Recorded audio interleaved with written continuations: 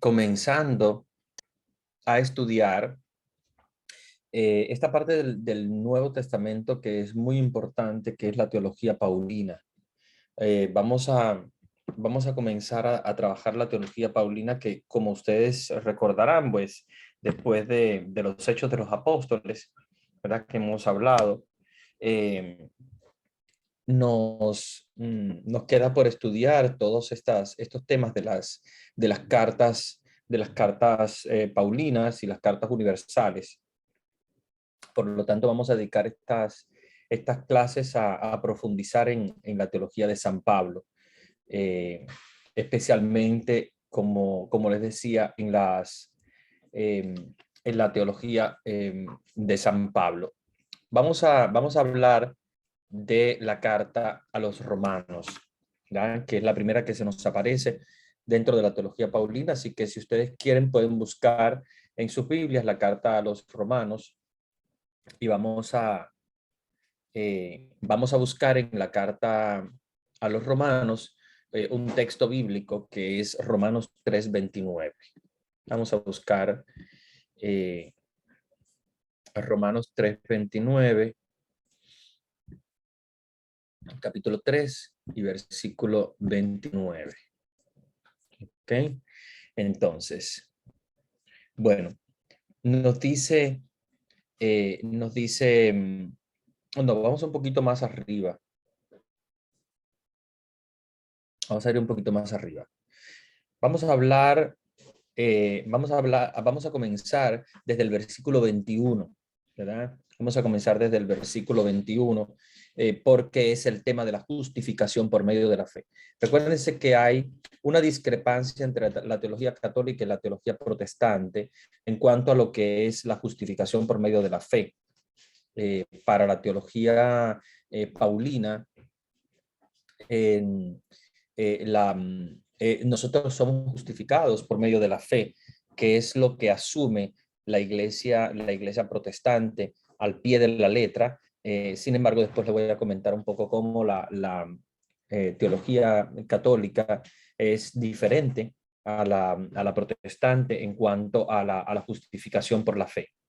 Si tienen alguna duda pueden escribir en el chat, pero yo voy a abrir los comentarios y vamos a hablar sobre esta discrepancia que es tan importante a la hora del diálogo interreligioso. Primero vamos a leer en el capítulo 3 de la carta a los romanos, vamos a leer la justicia por medio de la fe o la justificación, como en algunas partes coloca. Vamos a llamarle justificación porque justicia es un poquito diferente. La justificación por medio de la fe. Entonces, vamos a comenzar con el versículo 21. Y nos dice, pero ahora, independientemente de la ley, la justicia de Dios se ha manifestado, atestiguada por la ley y los profetas.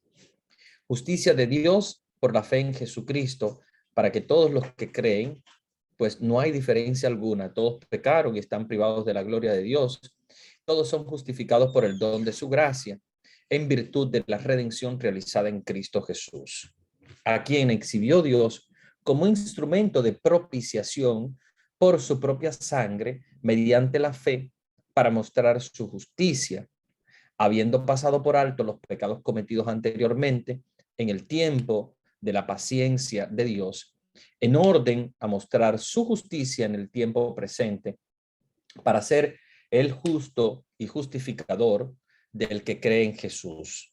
¿Dónde está entonces el derecho a gloriarse? Queda eliminado. ¿Por qué ley? ¿Por la de las obras? No, por la ley de la fe.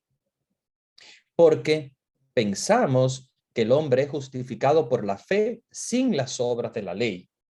¿Acaso Dios lo es únicamente de los judíos y no también de los gentiles? Sí, por cierto, también los gentiles, porque no hay más que un solo Dios que justificará a los circuncisos en virtud de la fe y a los incircuncisos por medio de la fe. Entonces, por la fe, ¿privamos a la ley de su valor? No, de ningún modo, más bien la consolidamos. Yo les voy a explicar cuál es la visión que tiene la iglesia protestante de este texto y nosotros vamos a hacer, digamos, una visión crítica de esta visión protestante. O, de lo contrario, vamos a tratar de dialogar, ¿verdad? Sobre este texto bíblico, porque es un texto que trae un poco de confusión en la visión católica y la visión protestante.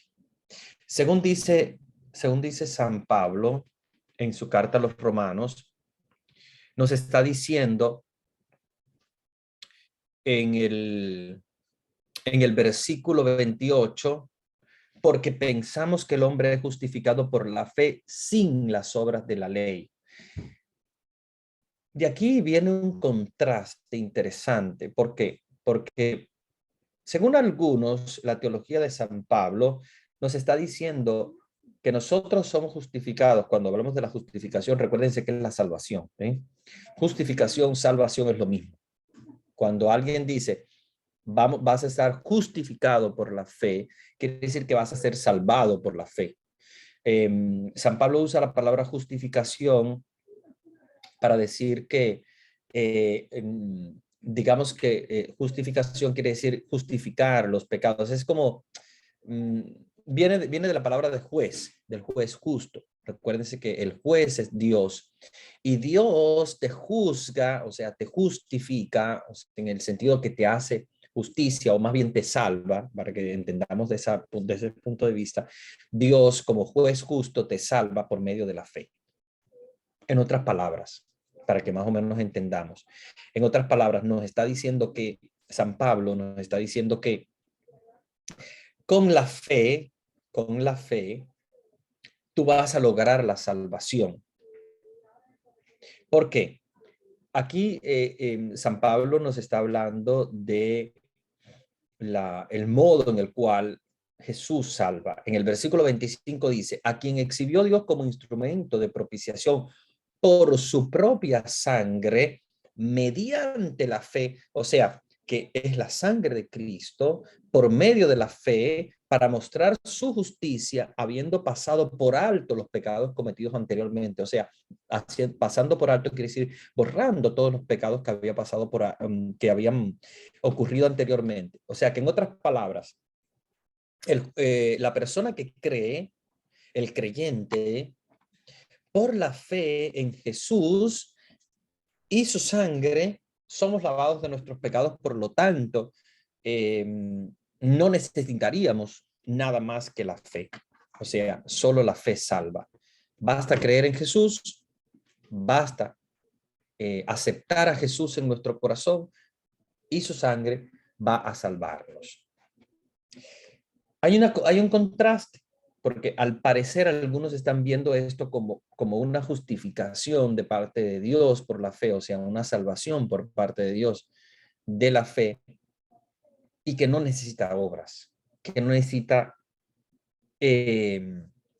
cumplir la ley. De hecho,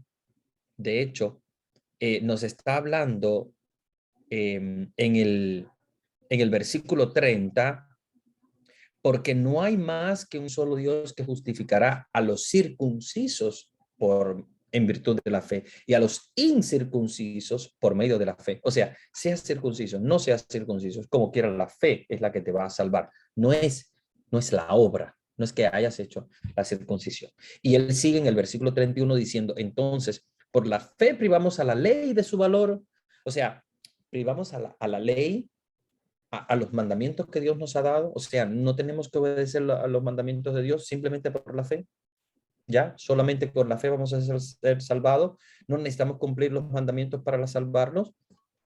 Según algunos dicen, no, el hombre no puede salvarse a sí mismo. Por lo tanto, por más bien que haga, no se va a salvar a sí mismo. Por lo tanto, se necesita la salvación por medio de Jesús.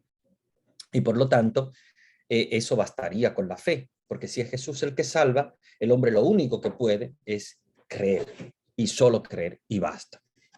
Mi pregunta para ustedes, y quiero que dialoguemos, porque esto es siempre uno de los temas bastante, digamos, difíciles entre el cristiano evangélico y el cristiano católico, sobre la justificación por medio de la fe. Según ustedes, ¿verdad? Y quisiera que dieran su propia opinión, tranquilamente, dialoguemos, ¿verdad? Que es lo importante, dialoguemos. Para ustedes, ¿bastaría la fe solamente para salvarnos? ¿El hombre no necesita de las obras? Es cierto que solamente con la sangre de Jesús, que el hombre no puede salvarse a sí mismo y por lo tanto eh, simplemente tiene que creer para poder salvarse, porque no puede salvarse por el cumplimiento de las obras, porque no hay nadie que es completamente justo. Así es la visión que algunos tienen. ¿Es cierto eso o ustedes lo ven de otra manera? A ver, me gustaría que activaran sus micrófonos. Déjenme darle la opción. Sí, está la opción de reactivar los micrófonos. Pueden abrir su micrófono y pueden dar su opinión. ¿Qué tal, padre? Buenas noches, de Buenas Argentina. noches. Silvio, mire, para mí sería como condición necesaria el tema de las obras, pero no suficiente. O sea, deberían estar las dos cosas para que sea necesaria y suficiente la condición, la obra más la fe. Ese es mi punto de vista. Muy bien, muy bien. ¿Alguien más? Buenas noches, padre. Sí. Yo creo para mí, no sé, que por medio de las obras podemos manifestar nuestra fe, porque dice, muéstrame tus obras y te diré tu fe. Entonces creo que son hermanitas o mellizas, esas dos cosas, no sé. Bueno, han dado dos respuestas muy importantes, ¿eh? Muy buenas. Por una parte, el hermano que dice que es una condición necesaria, pero no suficiente. O sea, es importante la fe, pero no es suficiente la fe. O sea, se necesitan también las obras.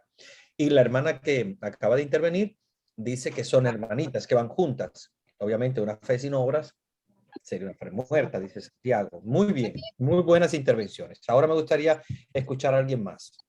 Padre, muy buenas tardes. Buenas tardes. Yo creo que también es muy importante que recordemos de que el amor es algo fundamental en nuestra vida y por el amor, o sea, vamos a ser juzgados, o sea, para ver cuánto amor fuimos capaces de poder dar a nuestro prójimo. Y si hay amor, yo creo que eso mueve la fe y mueve las obras. Muy buena intervención la tuya, es cierto. Obviamente el amor es el centro de la ley y por lo tanto el que ama permanece en Dios, como dice Juan en su carta, que permanece en Dios, permanece en el amor. Y esto nos ayuda a reflexionar de que obviamente una parte importante de la fe está en la ley, o sea, en el amor, porque el amor es el resumen de la ley. Y es una condición importante también para la salvación. Ahora, según algunos, especialmente los evangélicos, nos dicen, sí, pero por más que tú ames, nunca vas a amar como Dios quiere que lo hagas y por lo tanto tu amor va a ser siempre limitado y por lo tanto no sirve de nada porque en realidad quien te va a salvar es la sangre de Jesús derramada en la cruz. ¿Qué ustedes dirían ante esa visión protestante o esa visión evangélica o esa visión de Lutero? Porque en realidad fue Lutero el que la comenzó. ¿Qué dirían?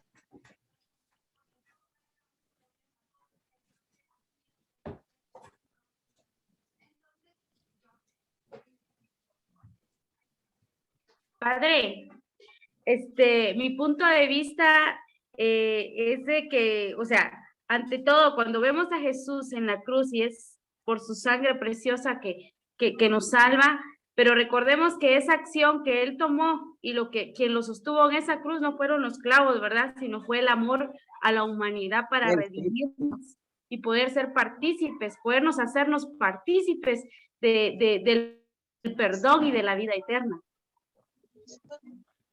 Muy bien, muy bien. Muy buena intervención. ¿Alguien más? Corroboro con ella. Padre, yo creo que tener fe es muy importante, pero también si uno tiene fe y no sigue los mandamientos, no cumple los mandamientos, entonces de nada le sirve tener solo la fe. Entonces la fe no le puede salvar si uno no cumple con los mandamientos que tenemos. Muy bien. Fíjense, si ustedes van a una iglesia católica, ustedes van a encontrar muchos programas de ayuda, ¿verdad?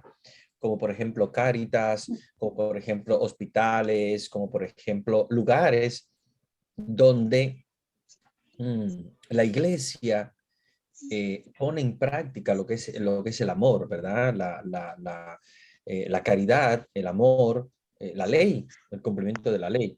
Sin embargo, si ustedes van a algunas iglesias protestantes, especialmente, ustedes verán que básicamente ellos dicen solo la fe. Entonces, carecen de este trabajo con la gente o con la comunidad o básicamente el amor, la ley, porque ellos dicen, no, pues no hace falta, porque simplemente la fe te va a salvar. No te va a salvar ninguna obra de caridad que tú hagas, no te va a salvar nada de eso, porque es solo salva la sangre de Jesús, creer en Jesús, aceptar a Jesús. Y ante esto, nosotros los católicos obviamente tenemos que tener nuestra fe fuerte de decir, ok, nosotros los católicos creemos en que la salvación viene por la fe, pero no solo la fe. Sí se requiere la fe, pero no solo la fe, sino que también necesitamos de las obras, ¿verdad? Y esto es un punto muy, muy, muy importante y tenemos que justificarlo muy bien ante cualquiera, porque no podemos dejarnos engañar por una visión que es una visión muy estricta al pie de la letra de lo que San Pablo está diciendo y que no ve en realidad el contexto de la teología paulina y de la teología católica, la teología universal, porque no solamente San Pablo ha hablado de esto, habla también Santiago, Juan, y ellos hablan de la ley, o sea, nos hablan del amor. Por lo tanto, es muy importante que tengamos en cuenta esto. ¿Alguien más que quiera intervenir? Me gustaría escuchar otras ideas. Sí. Padre, ese es el tema que dividió la iglesia, donde nace la iglesia protestante. Exactamente. La fe y apoyando a los que hablan los hermanos, Jesús vino y nos dio con su amor la vida. O sea que no solo nos dejó en crean en mí, que soy el hijo del enviado, no solo crean en Dios, sino que nos dio su amor demostrándonos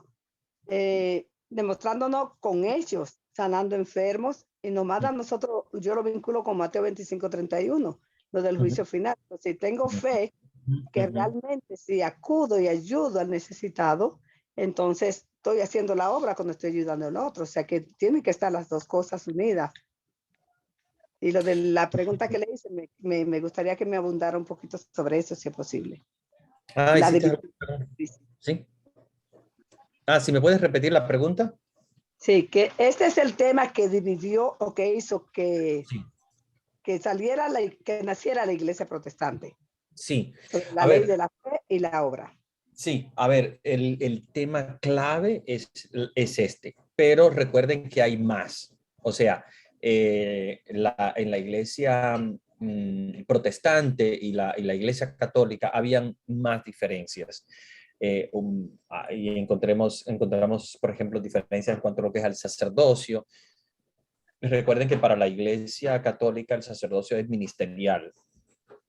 Y por lo tanto es importante el ministerio sacerdotal para los sacramentos, etcétera.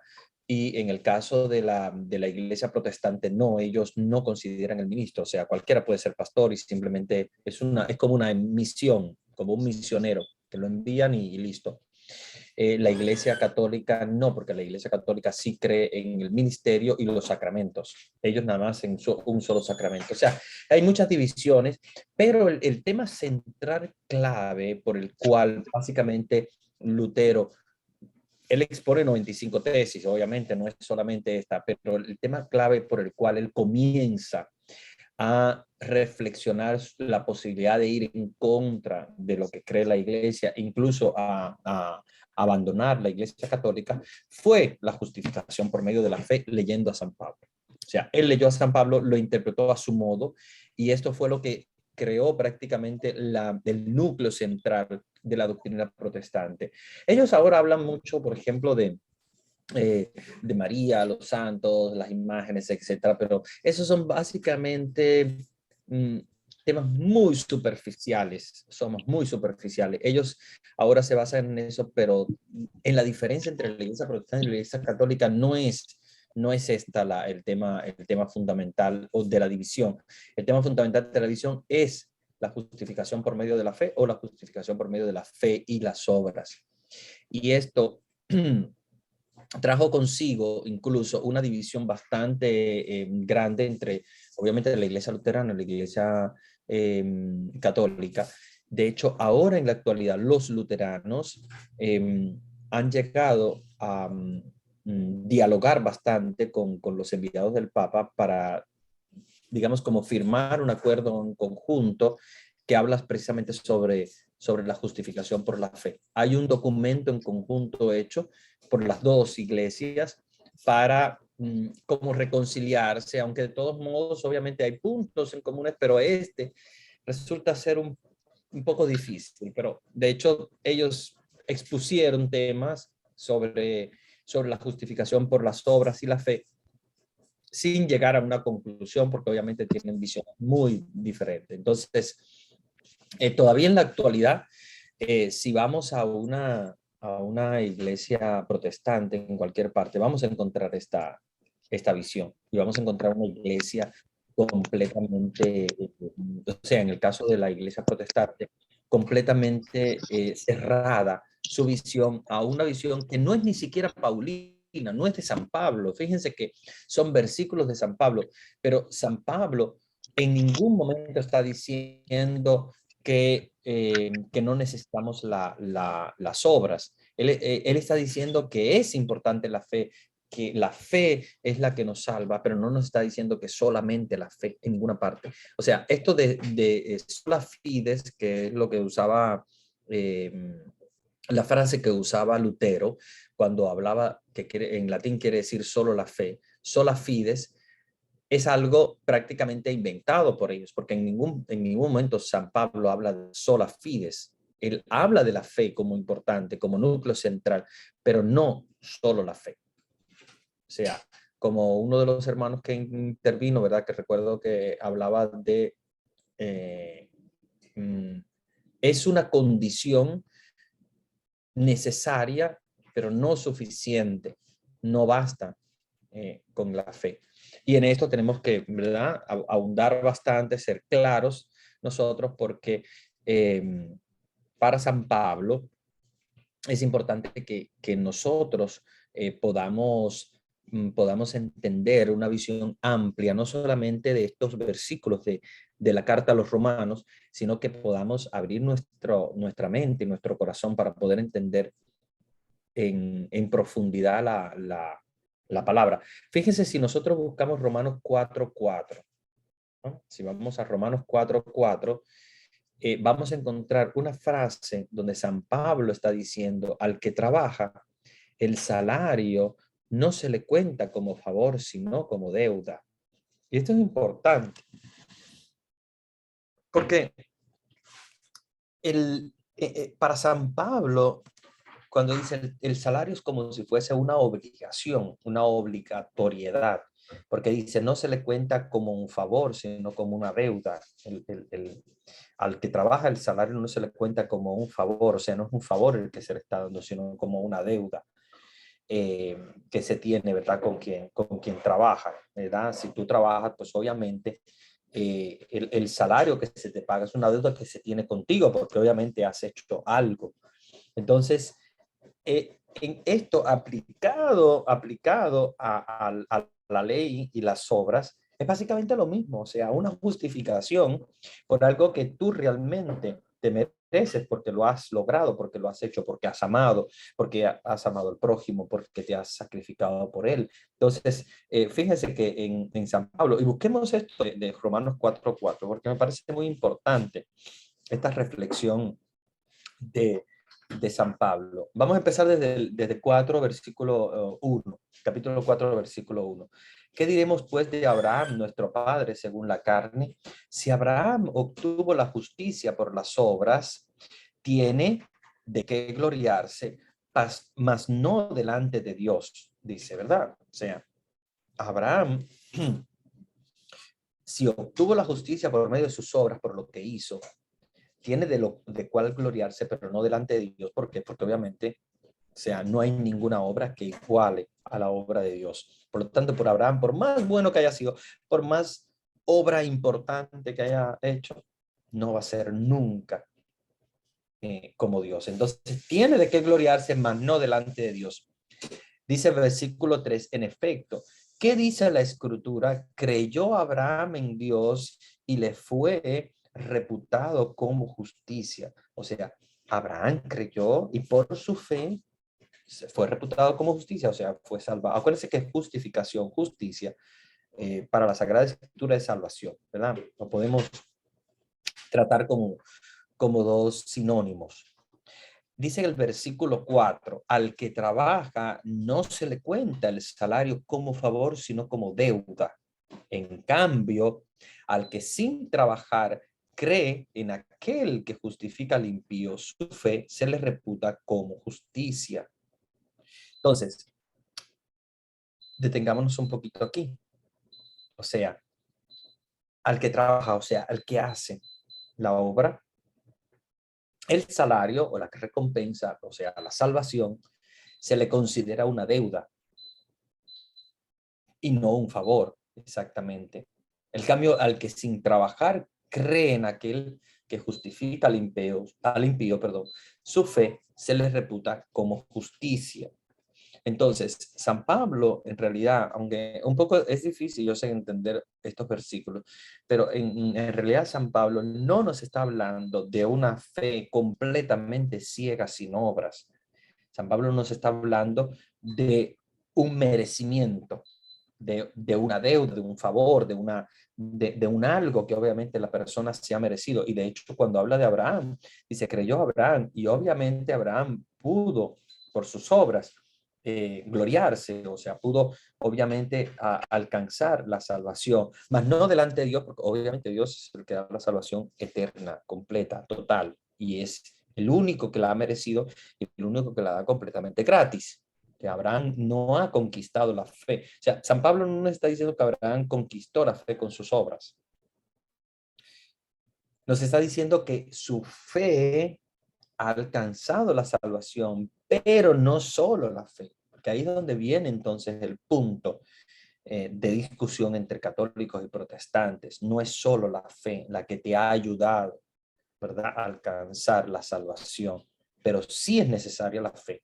Eso sí nos lo está diciendo San Pablo. O sea, para San Pablo, la fe es la que nos ha ayudado a alcanzar esta salvación, pero no solo la fe, porque se necesita algo más que la fe. Imagínense que hayan personas que creen, ¿verdad? O sea, sería absurdo pensar que hayan personas, por ejemplo, que creen mucho, mucho, mucho en Dios, que podrían alcanzar la salvación, pero son gente que maltrata al prójimo, son gente que tal vez no hace obras de caridad, son personas que no ponen en práctica la ley de Dios. Entonces, estamos delante de una falsedad, ¿verdad? ¿Verdad que sí? Piense, estamos delante de una falsedad. ¿Por qué? Porque si tú crees en Dios, pero tú no estás actuando según Dios, entonces te falta lo esencial para tú mantener la fe, que lo esencial es básicamente las obras, o sea, el reflejo de tu fe. ¿Qué es lo que dice Santiago? Que es un poco diferente a esto que dicen los protestantes. Santiago está diciendo, ok, tienes una fe sin obras, muéstrame tu fe. Yo con mis obras te voy a mostrar mi fe. Si tú tienes una fe sin obras, ok, muéstrame tu fe. ¿De qué manera la vas a mostrar? Dice, yo con mis obras te mostraré mi fe. ¿Por qué? Porque son importantes las obras como reflejo de la fe. Bueno, este tema de la fe es muy importante y creo que es algo que es bueno que nosotros siempre lo reflexionemos y lo tengamos en cuenta, porque es uno de los puntos de discordancia entre católicos y protestantes. Ahora bien, vamos a hablar un poco de nosotros, ¿verdad? Vamos a hablar de nosotros, porque yo creo que la palabra de Dios tiene que calar también interno en nosotros, en nuestra vida, en nuestros corazones, en nuestra vida. Me gustaría escuchar de algunos de ustedes algunos testimonios, por ejemplo, sobre la fe y las obras. Me gustaría que reflexionáramos sobre la fe y las obras. Ustedes como creyentes, probablemente hayan alcanzado la fe, algunos de pequeño, algunos han recibido la fe del bautismo desde pequeñitos, de sus abuelitos, sus papás, etcétera, o algunos hayan conocido tal vez a Dios un poquito mayor, han recibido la fe. Pero de alguna manera la fe de ustedes se ha logrado hacer más fuerte cuando han empezado a creer más en Dios, a que la fe se consolide más fuerte en algún momento. Tal vez dicen, no, padre, yo fue en un retiro, fue en un encuentro con alguien, o en una participación en la iglesia, o en la muerte de un familiar, no sé. De alguna manera, tal vez hubo un momento clave donde la fe de ustedes salió afuera. Tal vez estaba como una semillita que sembraron abuelitos o papás o algo, pero germinó fuerte en algún momento, en algún encuentro, en algún evento, algo de su vida personal. Y eso hizo que ustedes cambiaran también sus propias obras. Porque tal vez la fe que ustedes tenían era una fe tal vez un poco muerta, una fe un poco escondida, y de alguna manera ese evento, o ese momento, o esa persona, o algo, hizo que la fe de ustedes renaciera y se manifestó a través de esta obra. Padre, no, yo a través de esto empecé a hacer esto, empecé a cambiar mi vida o a cambiar algunas cosas. Esto me gustaría que reflexionáramos. Vamos a reflexionar y vamos a pensar. Me gustaría preguntarles, ¿hubo algún momento, algún evento, o algún acontecimiento, alguna persona, algo que les ayudó a sacar afuera esa fe que ustedes tenían tal vez, digamos, entre comillas, un poco dormida o de alguna manera no puesta en práctica? ¿Hubo ese acontecimiento, ese momento? ¿Sí? ¿Cuál fue? ¿Y de qué manera cambió esto la vida de ustedes? Me gustaría escuchar sus testimonios, me gustaría escuchar sus ideas. Y bueno, pueden reactivar su micrófono por ustedes mismos. Bien. Y les escucho sus testimonios, porque me gustaría compartir, ¿verdad?, con ustedes esto. Bien, yo quiero compartir algo Sí, de adelante. lo que fue mi vida. Al principio yo nací de una familia que mi papá era sabático y mi mamá católica, supuestamente. Católica, pero de aquellas católicas que nunca iban a misa. Uh-huh. Entonces yo fui guarero, yo tomé, casi anduve charamiliano. Pero a Dios gracias, me logré salir de ahí. Entonces, a mi casa, a mi mamá llegaba un señor que era sabático y la estaba conquistando para que ella se hiciera sabático. Esto pasó después de que mi papá murió. Entonces, yo me dije, no creo que lo que este señor le está diciendo sea la verdad, y me propuse a sacarlo, como dijera yo, a ayudar a mi madre para que este don no la estuviera engañando. Entonces comencé a ir a la iglesia, y de ahí de la iglesia el sacerdote me dijo, mira, ya que viniste, yo quiero que te cases porque yo no estaba casado por la iglesia. No sé qué vino en mí. Entonces, en ese tiempo en mi parroquia le daban a uno, así como yo que vivía allá con mi esposa, 2 años de preparación para casarse. Y el sacerdote me dijo, te voy a dar 3 meses y te aprendes todo y te quiero casar luego. Así fue. De allí fue que inicié a descubrir mi fe, a descubrir mi vida. El sacerdote me metió, entonces habían pastorales. La pastoral infantil no tenía quien la dirigiera y me dijo, vos me vas a coordinar la pastoral infantil. Allí fue donde inicié a trabajar. El señor que llegaba a molestar a mi mamá siguió más con ganas llegando. Entonces nos encontramos la cita de Génesis, donde dice, Génesis 5 parece que es, donde dice, siendo Caín de tantos años de edad, después de haber matado a su hermano Abel, se pasó para este pueblo y esta es la generación de Caín. Esa cita. Entonces hicimos un pacto que si él encontraba la respuesta, yo me hacía sabático junto con mi mamá, y que si yo encontraba la respuesta, él se hacía católico, que era una mentira porque ellos no se hacen católicos así de fácil. Miguel Ángel y Alfredo, están solitos ellos jugando, ellos solo, nada más todos varones. Frank enfermo, yo sé también. Mira. Y fíjese que entonces fue donde comencé a ir a la formación. Y ahí fue donde me encontré la respuesta, que es una forma de cómo está escrita la Biblia. De ahí fue donde yo empecé a descubrir. He venido sacando formaciones, no solo esta formación. Yo no soy de aquí de la Reforma, de San Marcos, soy de otro lugar.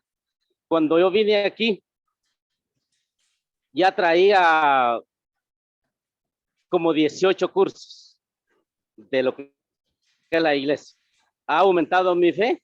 Tal vez no cumplo con mis obras porque las obras son las difíciles, pero he estado trabajando en la pastoral social donde he descubierto que es el lugar donde podemos nosotros los cristianos, los que nos llamamos ser cristianos y que hemos descubierto ya nuestra fe, y si la queremos aumentar, es el lugar donde podemos servir, ayudando a todos los marginados.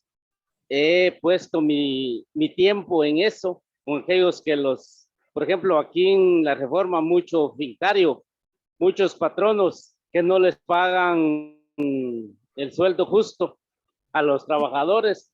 Me he metido en eso, a ayudar a los compañeros. Hay algunos que los han despedido sin sueldo, sin nada. Entonces los he ayudado a dónde pueden acudir para que ellos puedan pelear sus derechos y que les puedan devolver o darles lo que les deben. Ese sería mi testimonio, ¿no? Lo resumí bastante, pero es lo más céntrico que he hecho. Muy bien, me alegra mucho y ha sido un testimonio muy interesante porque creo que esa persona sabática, digamos que fue como un reto para ti, ¿verdad? Tuviste el reto de enfrentarte ante una persona que retó tu fe, ¿verdad? Y tú lograste perseverar en tu fe y demostrar con tus obras, ¿verdad? Tu fe católica. Muy bien, me alegro mucho. Me gustaría escuchar otro testimonio. ¿Alguien más?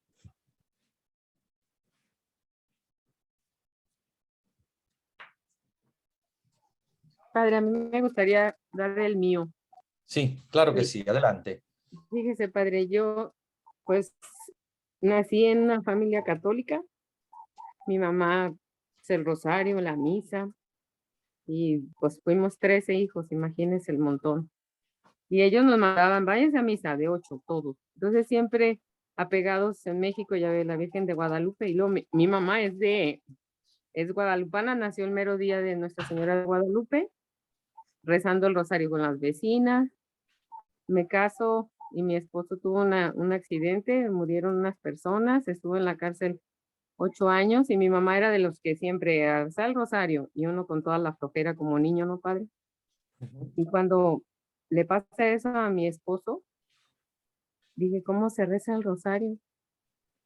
Porque haga de cuenta que pues estaba bien difícil el asunto, al grado de que lo sentencian a 25 años, cuando los peritajes decía que él no había sido. Bueno, era un mundo de cosas que en la vida hubiera pensado yo que teníamos que enfrentar. Yo pensaba, bueno, en el matrimonio, pues que el adulterio, el alcoholismo, no sé, ya sabe, problemas X, ¿no? Pero eso yo no sabía cómo hacerle. Lo veía tan difícil y tan inalcanzable para mi entendimiento y empiezo a rezar el rosario. Yo decía, primero se reza el Padre Nuestro y luego ora no, el Ave María, pero yo empezaba al revés, fíjese, padre, toda la vida con mi mamá el rosario. Entonces empiezo a rezar el rosario. Mi esposo después le bajaron la sentencia y duró 8 años, una semana en la cárcel. Entonces cuando él sale, pues ya se imagina todo el relajo para adaptarnos, para hacer todo el menaje de casa, a vivir en otro lado. Y yo decía, híjole, yo creo que si no hubiera sido católica y yo hubiera podido dejar a mi esposo, porque yo dije, me decía mi esposo, vete. Yo decía, no, pues si te quería afuera, no te voy a querer adentro, ¿verdad? Tengo que ayudarte. Y yo creo que esa fue una de las obras más grandes que pude haber hecho, haberlo ayudado a que moralmente y religiosamente él se hiciera y saliera con bien, porque estar en la cárcel no está fácil.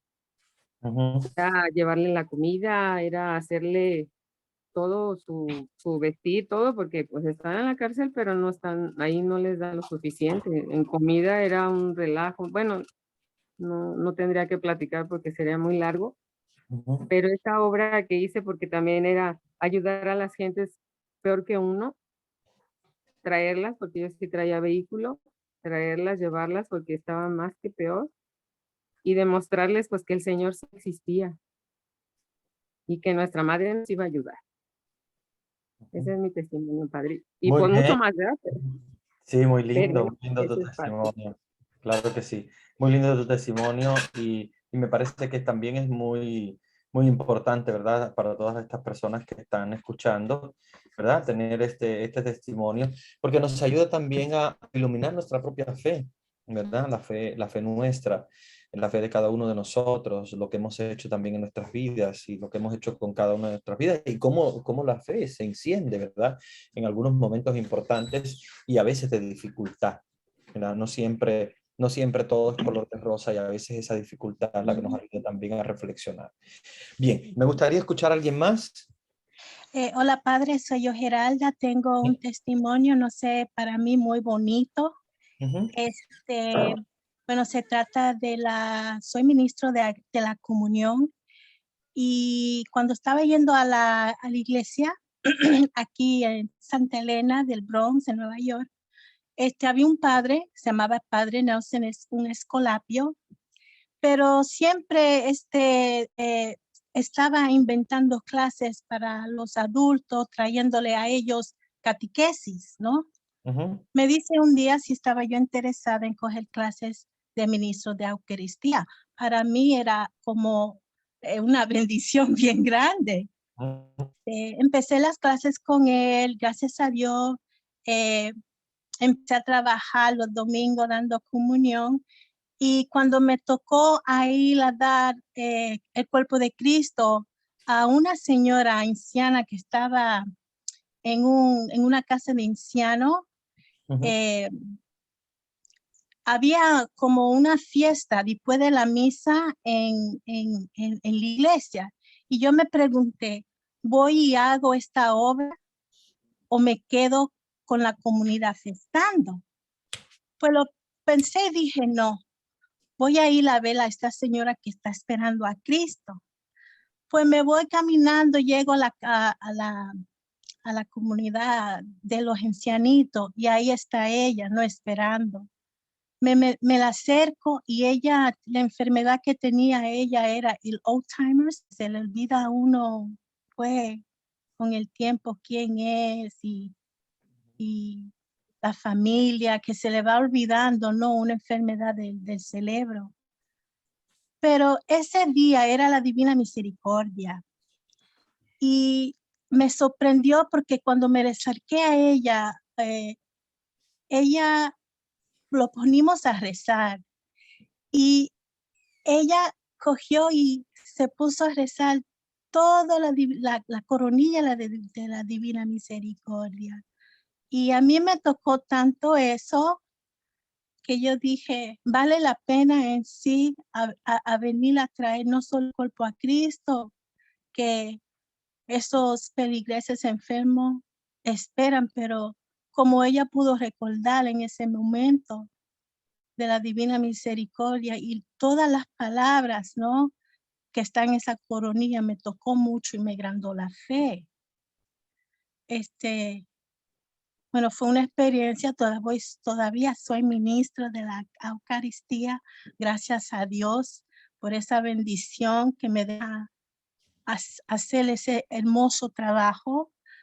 Y para mí todos los días en los peligreses que voy a visitar los enfermitos, siempre hay algo especial que aprendo, que se me engranda la fe. Y es por el medio de esos enfermitos que voy a visitar. Eso es lo que quiero compartir. Muy bien, muy bonito, muy bonito. Gracias por tu testimonio, también muy bonito, muy iluminador. Bueno, y sobre todo pues nos ayuda también a cada uno de nosotros a revisarnos, ¿no?, también nuestro compromiso con las personas ancianas y enfermas. Muy bien, no sé si alguien más quiere dar algún... Sí, yo quiero decir algo. Claro que sí, al igual que todo de una familia católica, a mi madre le dicen Doña Rezo, la señora. No se escucha, parece que no sé si tienes algún problema de conexión. Ahora me escucha que entra una llamada. Ahora sí. Okay. Ahora sí. Mi madre siempre nos instruyó a nosotros 4 hermanos en la fe cristiana, pero yo me fui de mi pueblo, yo soy dominicana, vivo ahora en Nueva York. Me fui a la capital a vivir. En una de las visitas que mi madre me hizo, fue en el mes del Rosario. Me llevaron el Rosario a mi casa y del edificio, el building donde yo vivía allí, para muchos vecinos, yo y mi esposo vivíamos un poquito cómodos. Bueno, pues fueron muchos hermanos y bueno, el brindis se acostumbra a hacer allá y esto. Y mi madre me entregó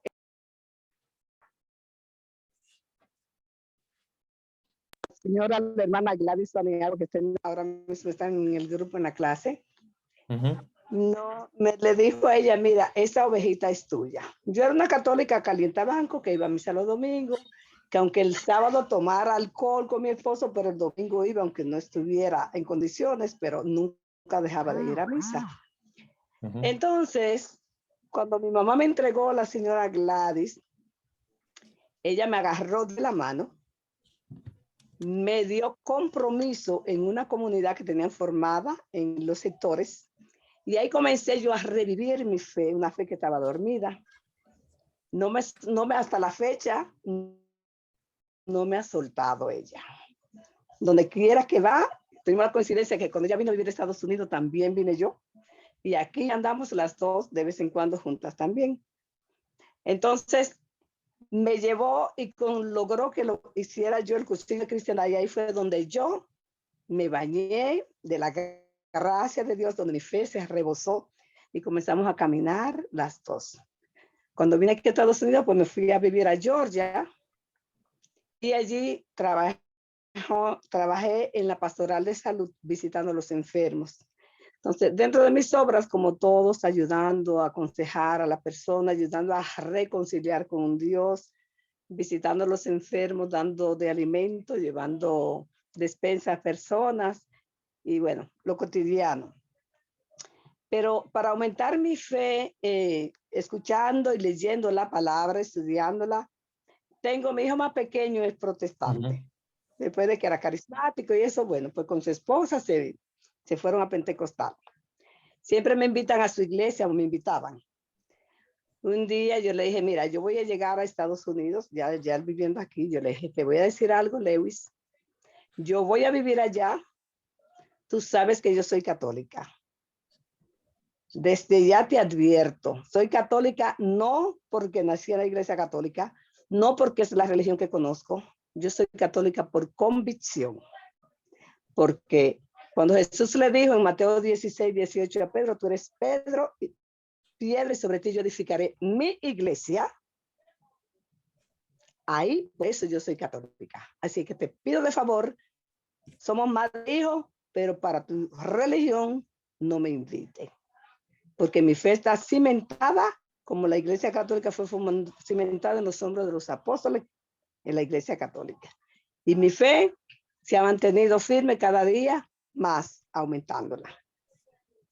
Ese es mi testimonio. Muy bien, muchas gracias. Muchas gracias, muy bonito también tu testimonio como católica. Yo creo que muchos de nosotros también hemos pasado por esa situación, ¿verdad? Donde hemos encontrado personas de otras religiones que nos han querido tal vez de alguna manera como convencer y hacer ver algo diferente, ¿verdad? Diferente a nuestra fe, y sin embargo nosotros perseveramos, porque sabemos que estamos en la iglesia de Jesús, porque sabemos que hemos sido fundados por Él y por lo tanto perseveramos en la fe. Muy bien. Vamos entonces a profundizar en la carta a los Romanos. Vamos a ir al capítulo 6. Vamos a ir al capítulo 6 sobre muertos al pecado. Vamos a hablar sobre este texto que es muy importante para profundizar más en la palabra de Dios, en lo que San Pablo nos está diciendo. Muertos al pecado.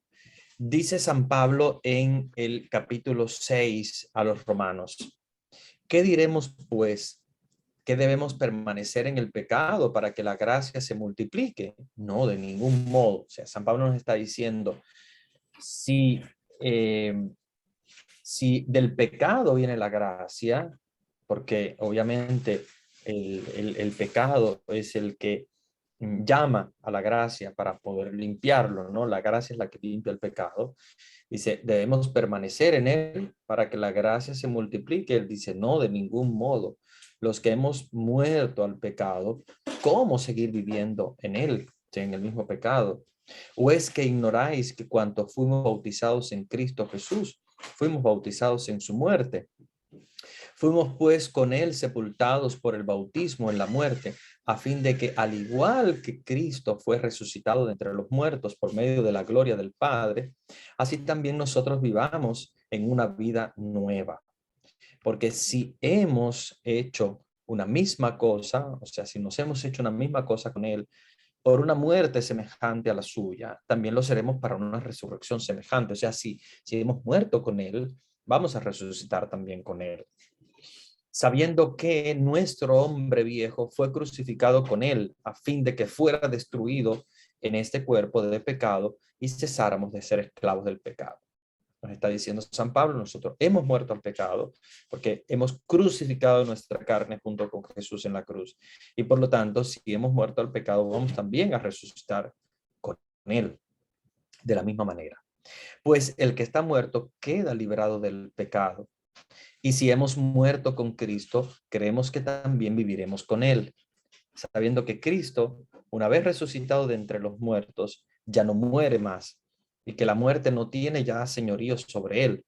Su muerte fue un morir al pecado de una vez para siempre, mas su vida es un vivir para Dios. Así también vosotros consideraos como muertos al pecado y vivos para Dios en Cristo Jesús.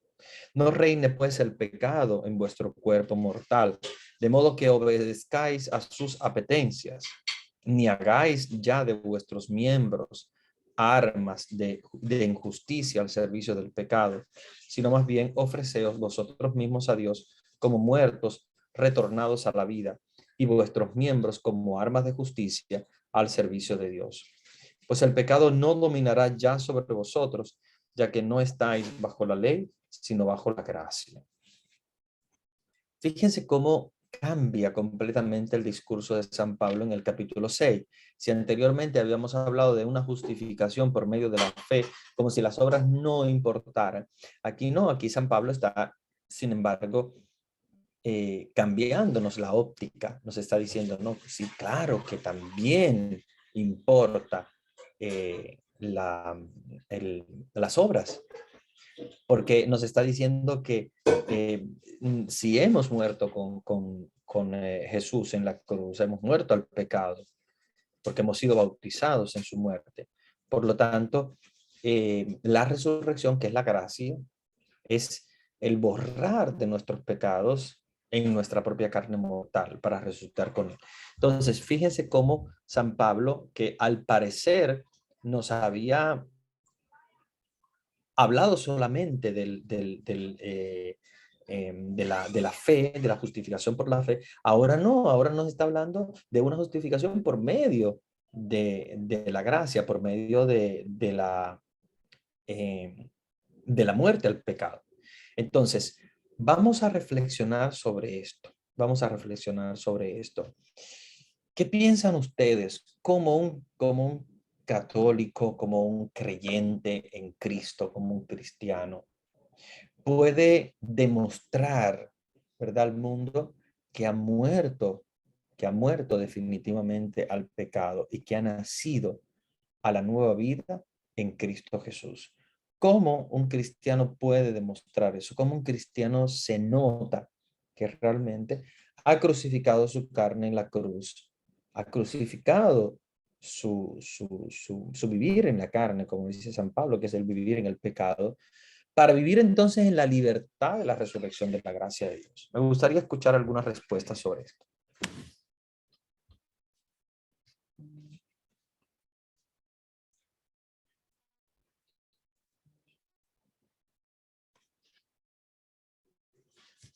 ¿Alguien que quiera intervenir?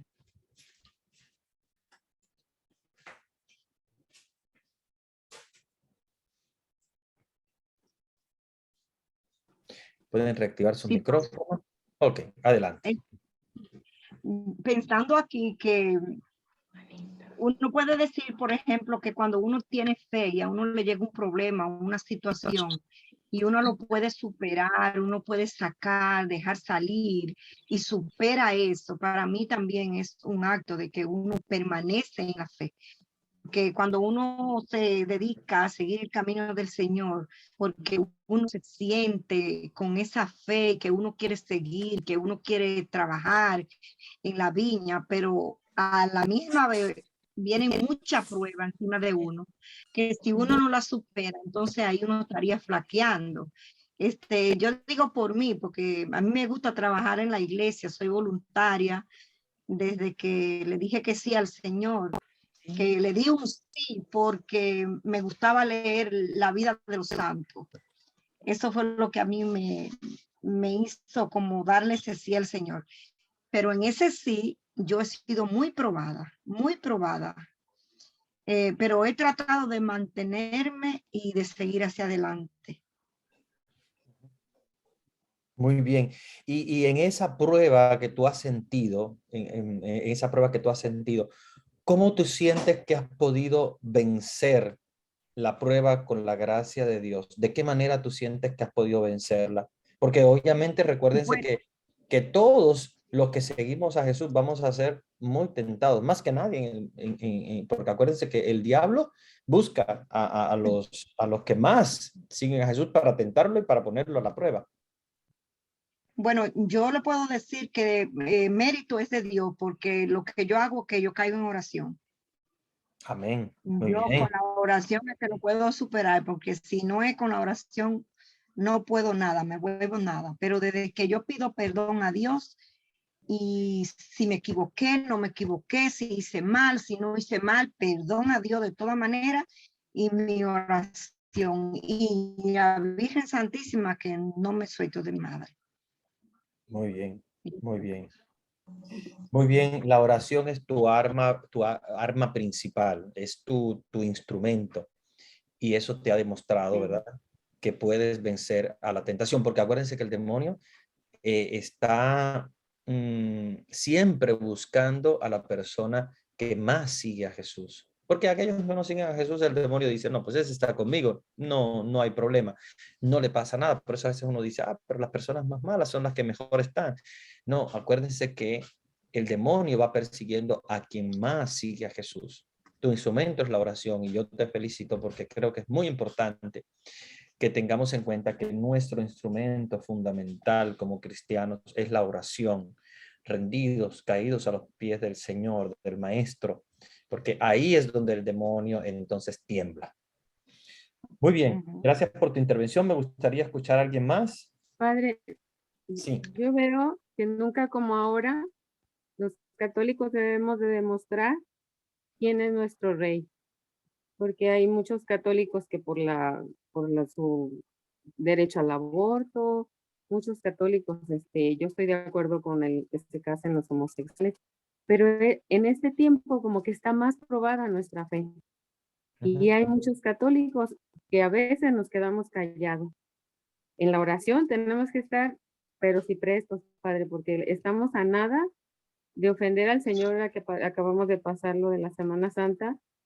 Sí se piensa, yo lo he pensado, digo, pobrecito, tanto que sufrió de nosotros tan cabezones, la verdad, Padre.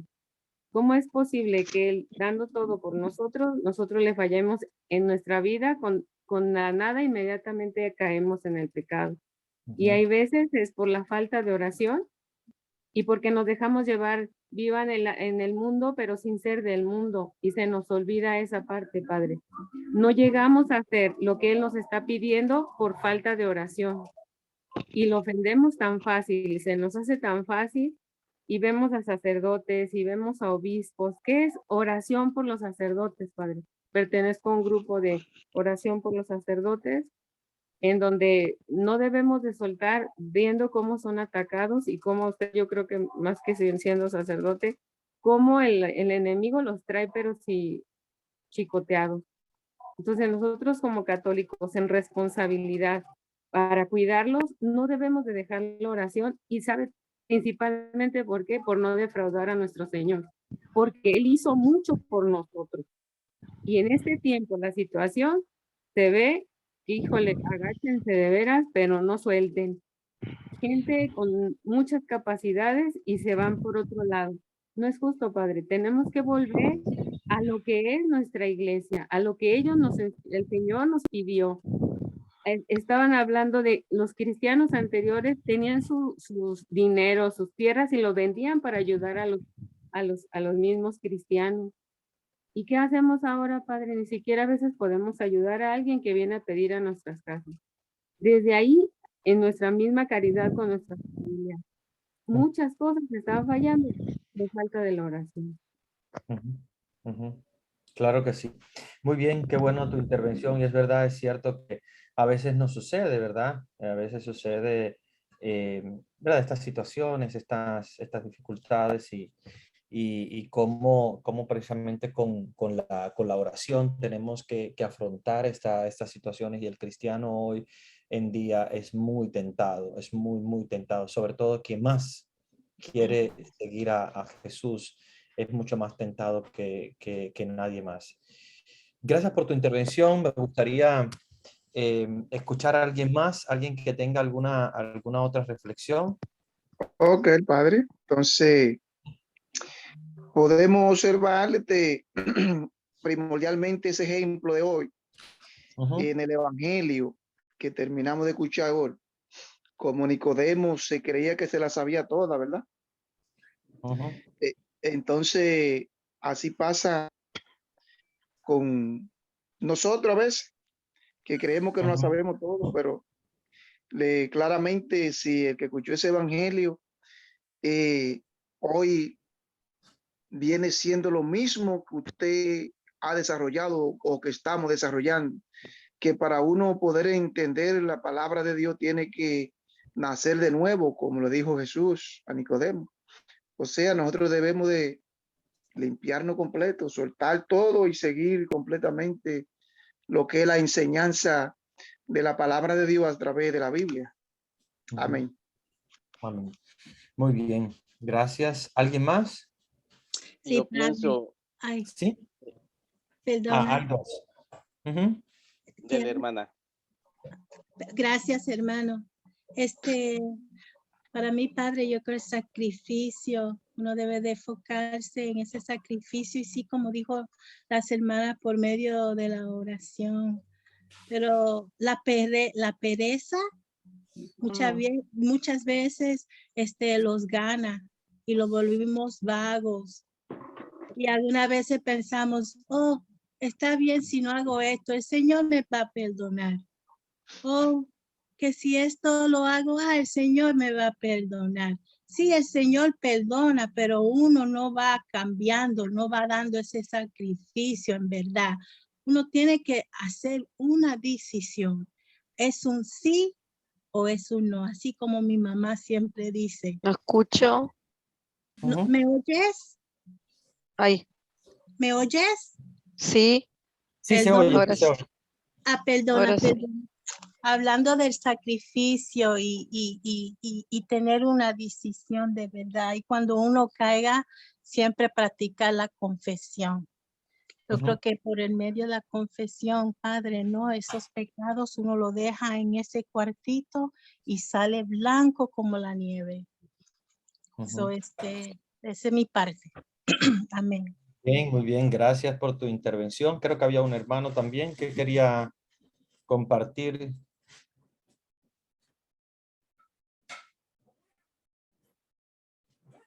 ¿Sí? No, parece que no está conectado. Bueno, vamos entonces a proseguir. Vamos a buscar entonces Romanos 7 y vamos entonces a leer lo que Romanos 7 nos está diciendo, ¿verdad? San Pablo sobre el pecado. Dice Romanos 7:7. ¿Qué decir entonces? ¿Que la ley es pecado? De ningún modo. Sin embargo, yo no conocí el pecado sino por la ley. De suerte que yo hubiera ignorado la concupiscencia si la ley no dijera, no te des a la concupiscencia.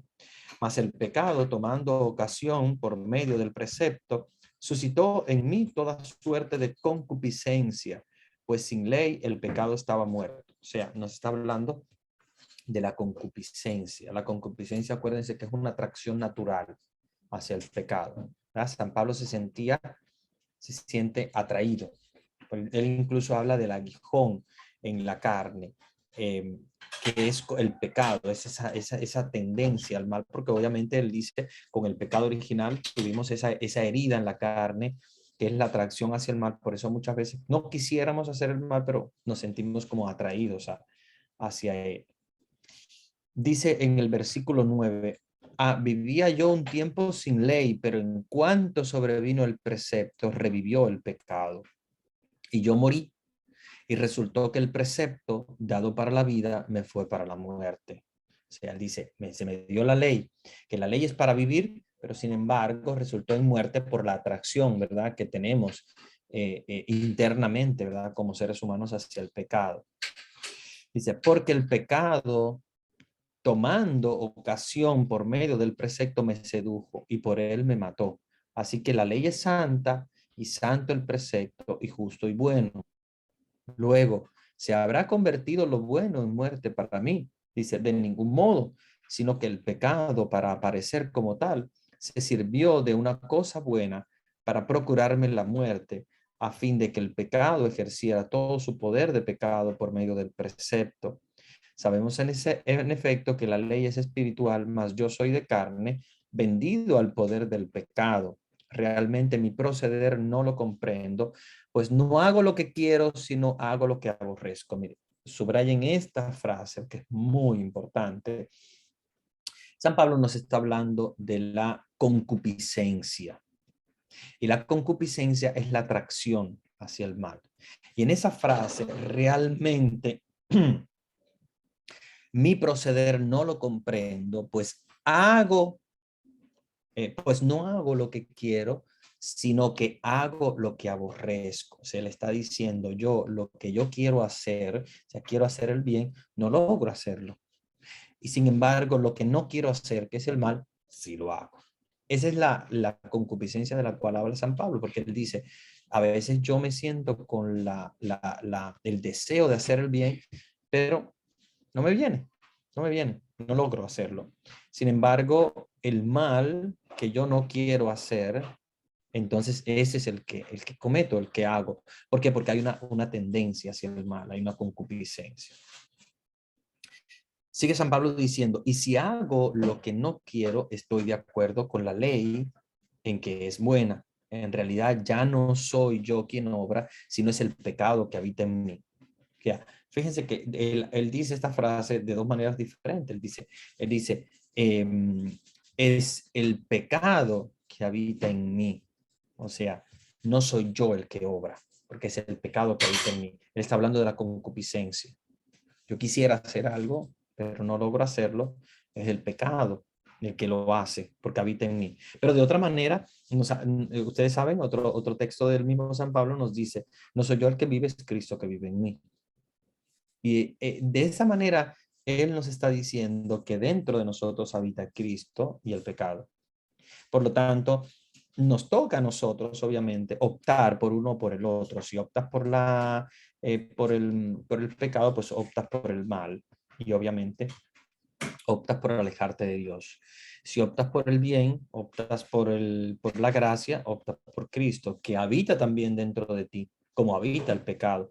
Porque obviamente no habita totalmente Cristo, porque no somos Él. Y obviamente no somos perfectos. Como tampoco habita totalmente el pecado, sino que cohabitan pecado y gracia, o Cristo, ¿verdad? Como cuando él dice, no soy yo el que actúa, es Cristo que actúa en mí. Es porque obviamente el bien que él está haciendo no es por él, sino es por Cristo que habita en él. Y si hace el mal, es porque habita también el pecado y por eso es que obviamente se siente atraído hacia el pecado, ¿verdad? De alguna manera. Vamos a responder algunas preguntas del chat porque se me han quedado un poquito atrás las preguntas y quiero también contestar. Hay una dice, pienso que la fe es como el motor para las obras. Sí, vamos a entenderlo como que de esta manera, que la fe es el motor para hacer las obras, porque si no tienes fe, obviamente tus obras no van a ser buenas. Y eso es claro.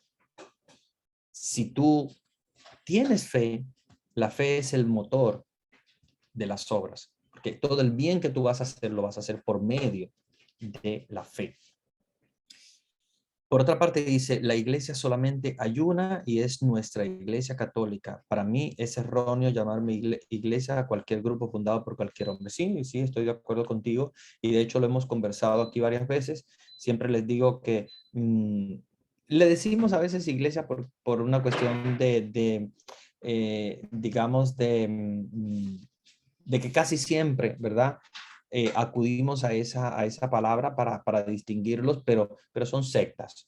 Acuérdense que las iglesias, ¿verdad? O la iglesia, que es una sola, pero lamentablemente está dividida porque en el pasado ha tenido divisiones que son la iglesia católica, la iglesia ortodoxa, la iglesia anglicana, han sido fundadas por Cristo como una sola, solo que se ha fracturado lamentablemente durante los siglos en estas tres grandes iglesias. Esas son las iglesias tradicionales, las que se llaman la iglesia de Cristo, ¿verdad? La fundada por él. Sin embargo, las otras que llamamos iglesias, pero no son iglesias, son sectas. Cuando decimos, por ejemplo, los sabáticos, ¿verdad? Como ustedes hablaban anteriormente, que hablábamos de los sabáticos, que son los adventistas del séptimo día. Muchas veces pues decimos iglesia adventista, pero no es realmente iglesia adventista. Lo decimos por una cuestión de generalidad, que casi siempre todo el mundo le llama así de esa manera, pero sabemos que aún llamándolo de esa manera no es iglesia, sino que es una secta. Y ustedes saben la diferencia entre secta e iglesia. La iglesia es la fundada por Cristo, que es una sola. Ahora mismo dividida porque lamentablemente a través de los siglos, en el año 1054 fue la división de la iglesia ortodoxa, que era una misma iglesia fundada por los apóstoles, que se dividió de la raíz de Roma, y la iglesia anglicana por causa de Enrique VIII. Ellas son iglesias porque son tradicionales, tienen sucesión apostólica, las sedes de estas iglesias tienen a un apóstol como su, digamos, su inicio. Por eso decimos que tienen sucesión apostólica, porque los que han venido después, los obispos que han venido después, son sucesores de estos apóstoles, ¿verdad? Y de alguna manera, pues, obviamente, son iglesias tradicionales, ¿verdad? Como les llamamos, o la iglesia de Cristo. Son las tres raíces de la iglesia de Cristo. Sin embargo, las otras son llamadas sectas porque no es una división al interno de la iglesia, sino que son sectas porque es uno en la iglesia que se aleja y funda una secta. Entonces, por eso se llaman sectas, no se llaman iglesias, se llaman sectas. Y debemos entenderlas de esa manera, sectas. Entonces es importante que sí lo tengamos en cuenta, aunque a veces se nos va el nombre, a veces yo mismo digo iglesia bautista, iglesia luterana, etcétera, pero no, sabemos que no son iglesias, son sectas, pero las llamamos así solamente por una cuestión de tradición, de que, bueno, se les llama así, mucha gente les llama así, y se nos ha como pegado ya la forma, pero sabemos y estamos muy claros de que son sectas, no son iglesias, porque quien se va de la Iglesia Católica a fundar un grupo, es un grupo sectario, no es iglesia.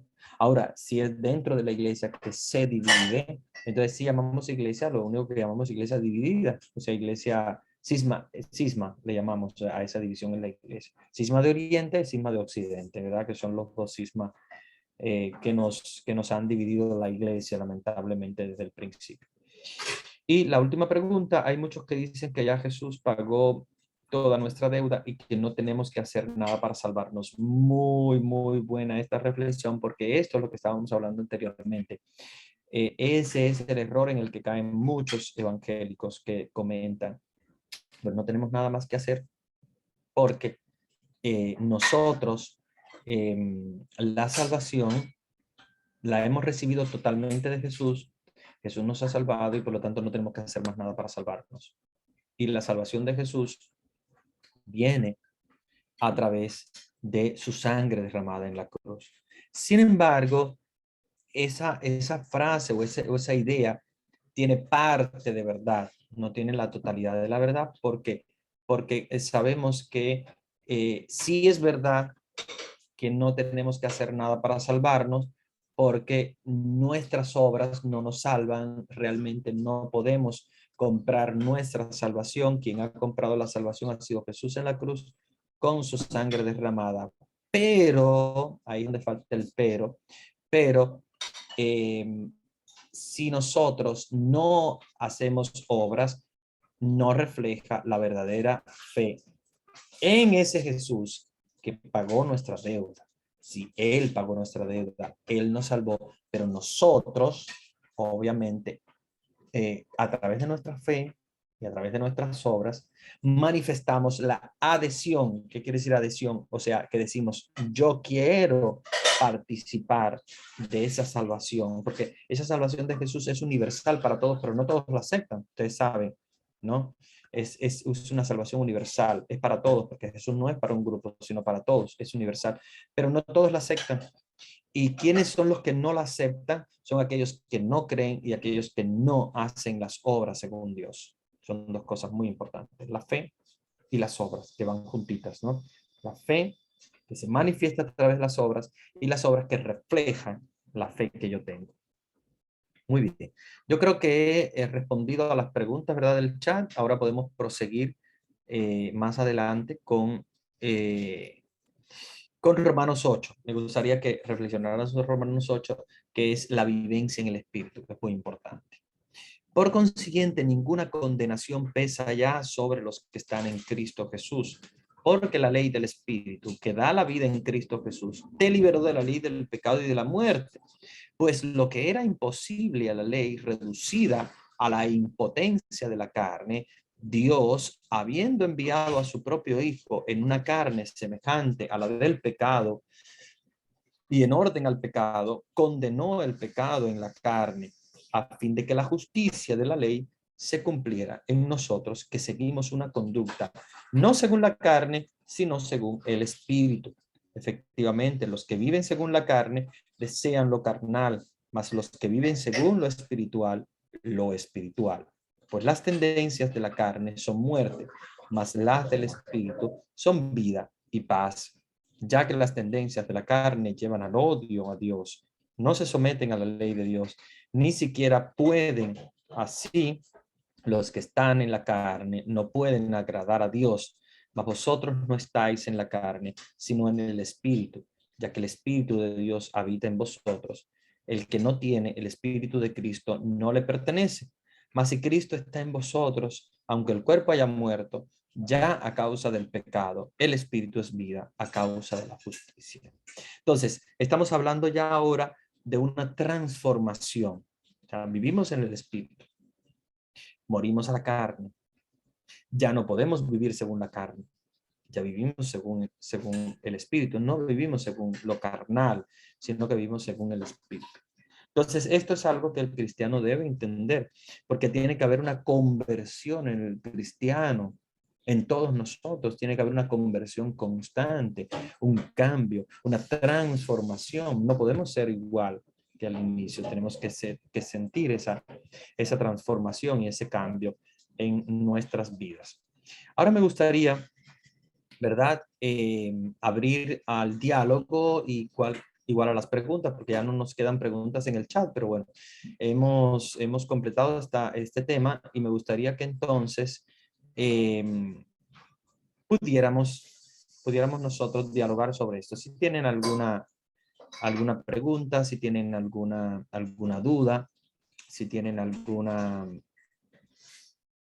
intervención que quieran hacer, pueden abrir sus micrófonos y podemos dejar este tiempecito que nos queda para esto. Bueno, hay una pregunta ahora mismo en el chat, pero también si quieren podemos también escuchar algunas dudas o preguntas que tengan.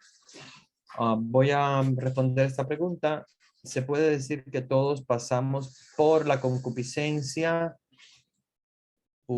aunque no caigamos en ella? Sí, todos pasamos por la concupiscencia, todos tenemos la herida del pecado porque tenemos el pecado original que, aunque haya sido borrado por el bautismo no borra las consecuencias del pecado original. O sea, borra el pecado original, pero no las consecuencias.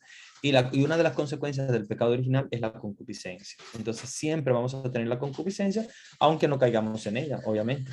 Es como la tentación. Pero no es tanto la tentación, porque acuérdense que la concupiscencia y la tentación tienen la diferencia de que la tentación es de fuera, es el demonio el que tienta. Sin embargo, la concupiscencia es desde dentro, o sea, tú te sientes atraído.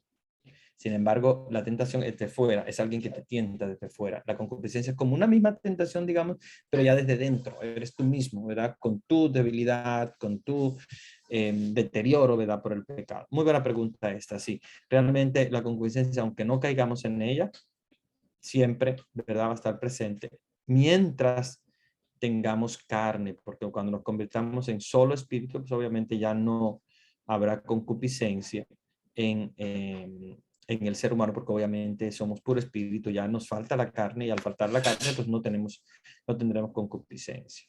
Muy buena pregunta. Me gustaría, ¿alguien más quiere intervenir?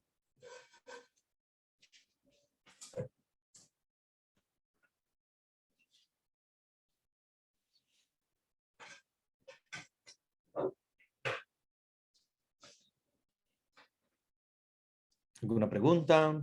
¿Algún comentario? Hola. Sí, adelante. Nunca entendí eso, los pecados de la carne. ¿Qué clase de Ujú. pecado es? Muy bien. Bueno, los pecados de la carne en realidad son todos los pecados. Cuando se refiere a la carne, se refiere al ser humano. O sea, nosotros somos carne. Cuando nosotros seamos espíritu, no vamos a pecar.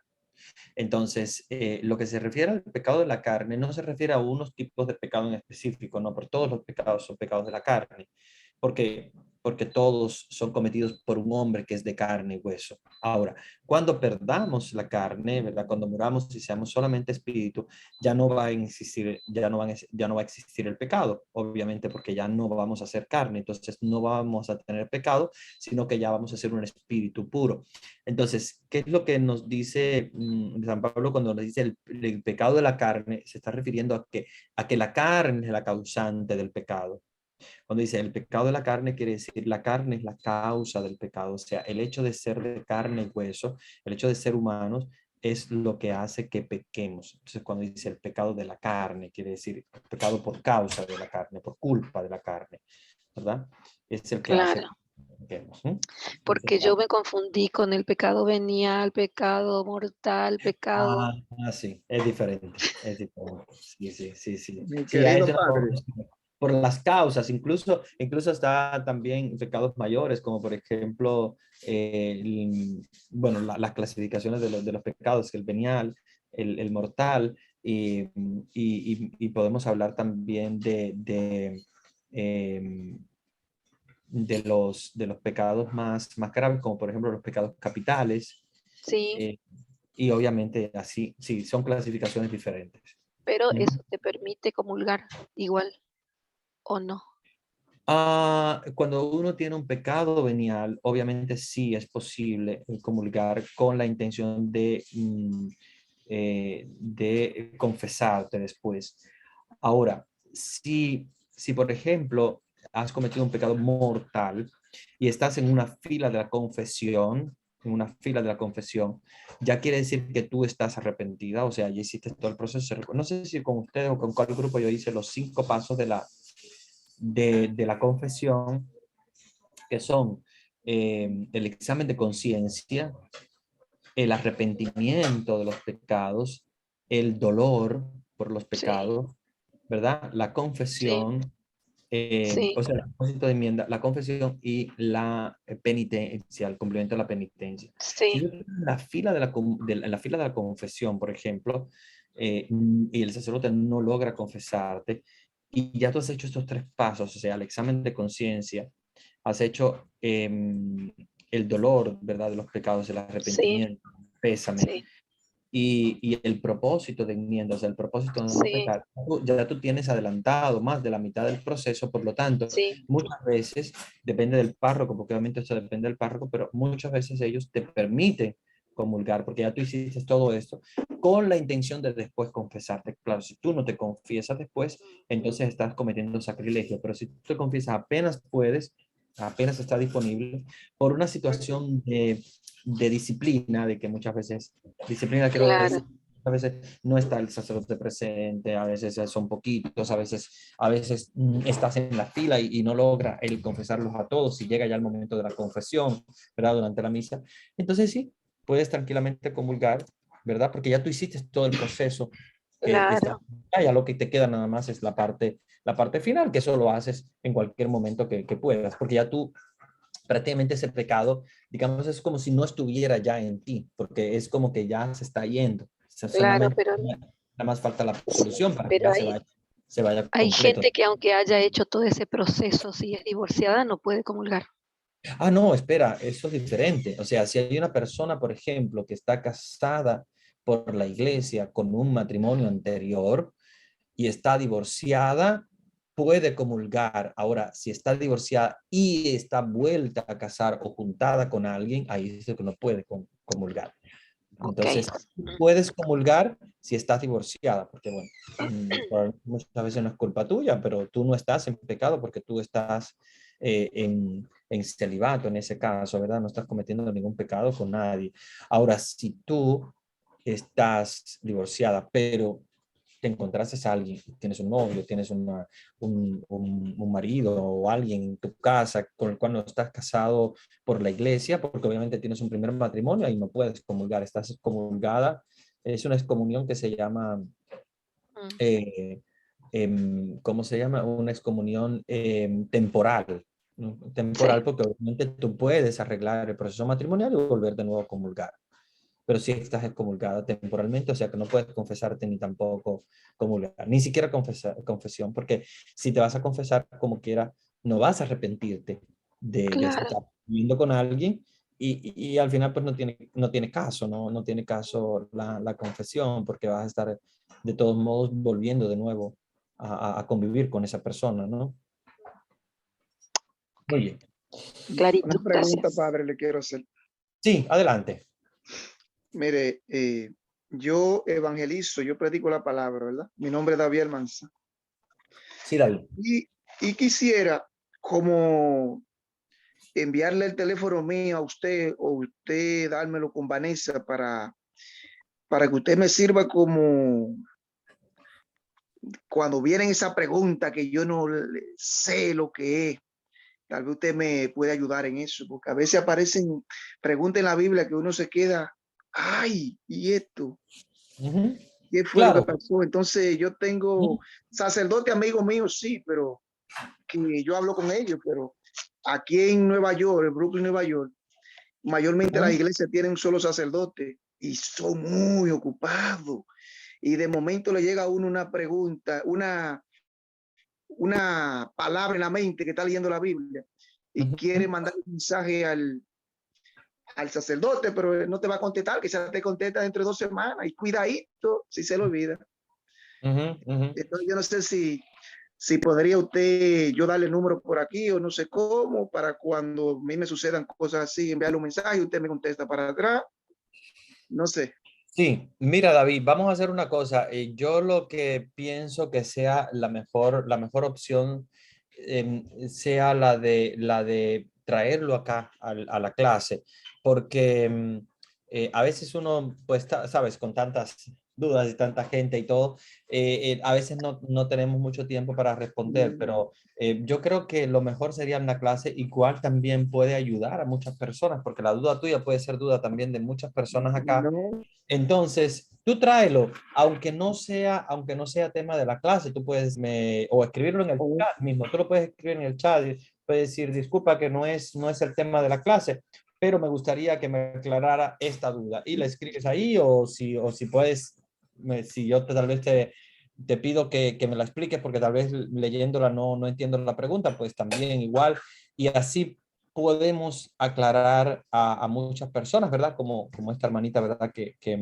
preguntaba sobre la confesión y la comunión, ¿verdad? El pecado mortal, pecado venial, o los que están divorciados, amancebados, etcétera, ¿no? Sí, sí, tranquilamente puedes No, hacerla. porque es que Y, me llegan, mi querido sacerdote, me llega, mi querido padre, perdón, es cuando ¿Mm? estoy leyendo la Biblia, que quiero ahí Apúntala. ese entendimiento, pero Puedes, en el puedes momento ya cuando apuntarla termino, y cuando llegue el momento de la ok, clase, ok, ya tú la tienes escrita y la colocas sí, ahí. Claro que sí, eso es bueno.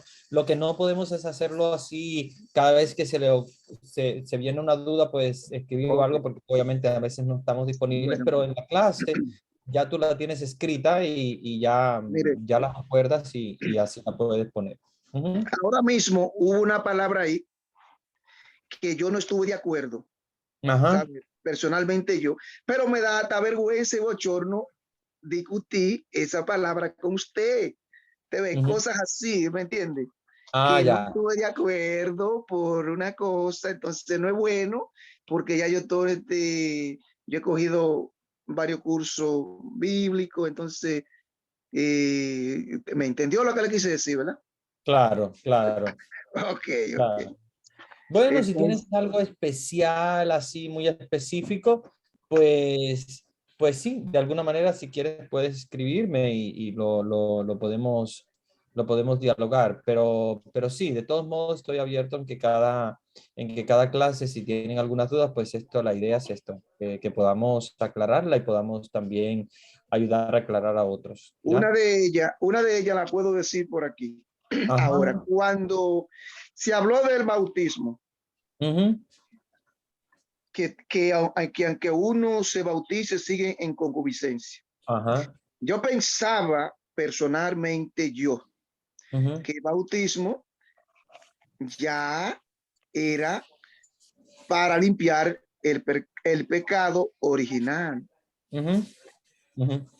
Sí, o sea, sí. Ajá. Sí, el bautismo te borra del pecado original, pero no borra las consecuencias del pecado original, que son Sí, dos cosas porque diferentes.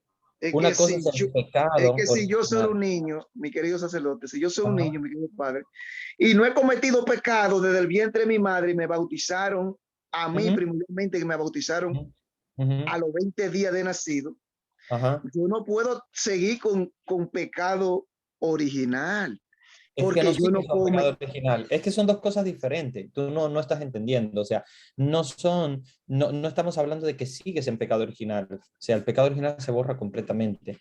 Tú lo que continúas es con la consecuencia del pecado original. ¿Entiendes? Claro, Es como, por ejemplo, una persona que tiene una neumonía, ¿no? Una neumonía por un virus que le entra y pues en los pulmones pues le hace un daño, ¿no? Le hace un daño y a veces hay que operar y quitar un pedazo del pulmón.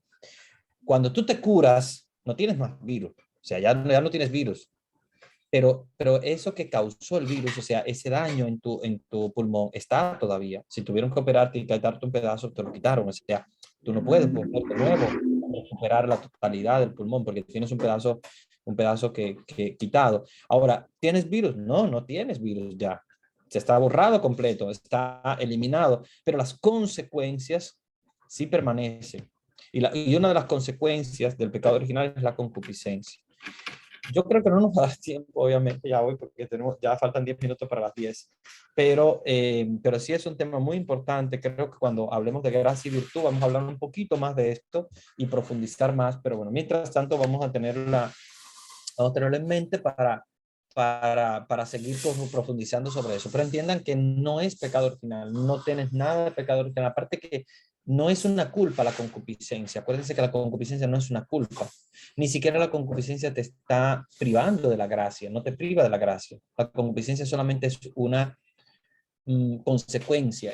Como les decía, o sea, si un virus te daña, o sea, él se va completo, pero te deja una consecuencia, te deja dañado, te deja como cuando pasa una araña y te araña, ¿no? Es como una marca que te queda, que es prácticamente lo que es la tendencia. Ahora, no quiere decir que tú vas a obedecer la concupiscencia, ¿no? Como decía una de las hermanas, que decía, voy a tener la concupiscencia a pesar de no obedecerla. Exacto, tú puedes tener la concupiscencia, no obedecer la concupiscencia. No es obligatorio obedecer la concupiscencia porque tenemos razón. Entonces el raciocinio es el que te ayuda a decir no a la concupiscencia, pero la concupiscencia va a seguir ahí.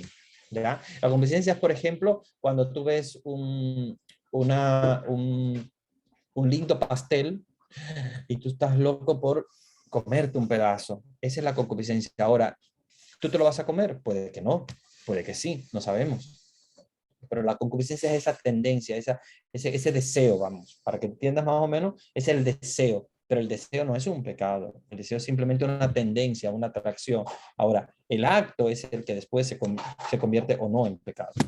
Bueno, voy a terminar porque obviamente esto habría que hablar mucho acá, ¿no? De esto y es bien largo, pero es muy interesante, muy interesante. Lo voy a dejar aquí porque ya el tiempo se nos ha acabado. Solamente al final dice, Padre, los pecados de omisión mismos, que muchas veces ni cuenta nos damos, que lo hacemos y no los confesamos. Sí, muchas veces no los confesamos. Ahora bien, es importante que ustedes sepan que si no lo confiesas sabiéndolo, o sea, teniendo conciencia de él, se quedan en tu conciencia. Si no lo sabía porque fuiste a la confesión, se te olvidó decirlo, no lo recordaste, pues quedan perdonados. Todos los pecados que tú omites, o sea, que tú no los dices en la confesión por y con intención de no decirlo, porque me da vergüenza, porque no, ese permanece. Ahora, si es algo que se te olvidó, quedan borrados completo, porque no quiere decir que tengamos que recordar todos y todos los de omisión, ni lo que no hice y tal. Muchas veces no lo recordamos todo, entonces están perdonados, porque lo que mira Dios es la intención que tú tienes, ¿verdad? De recordar lo máximo que puedas, pero no siempre vamos a recordar el 100% de los pecados. Voy a darle la bendición y vamos a seguir esta discusión tan sumamente interesante en la próxima clase, el próximo martes. El Señor esté con ustedes. Y la bendición de Dios Todopoderoso, Padre, Hijo y Espíritu Santo, descienda sobre ustedes y permanezca para siempre. Amén.